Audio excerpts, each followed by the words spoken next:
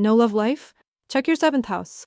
The strength or weakness of your seventh house reveals a lot about your ability to form relationships. The average strength of any house is 20 connections. You can see this in the table of house strengths when you generate your free chart analysis. If your seventh house has 20 connections, your relationships will be fairly typical, marrying, divorcing, and remarrying, as is common in today's society. But if your seventh house is very strong, with something like 60 connections, your personal life will be full of events and activity. On the other hand, if your seventh house has only 5 connections, finding a partner or getting married becomes extremely unlikely.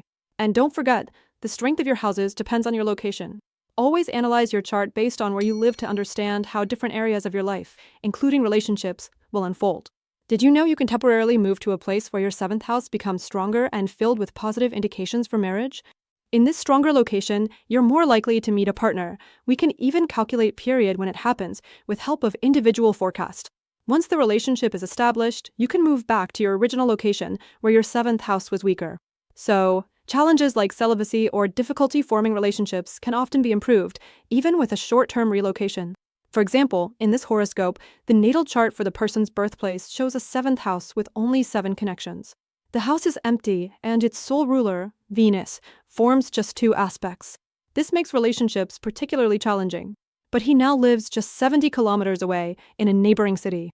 In this new location, his 7th house gained a second ruler, Mars, which is strongly aspect with 4 connections. Now, the 7th house has 23 connections, slightly above average. As a result, this person has no issues with his personal life. This case perfectly illustrates that improving your astrological factors doesn't always require a drastic move far away. Sometimes, better conditions can be found in nearby locations.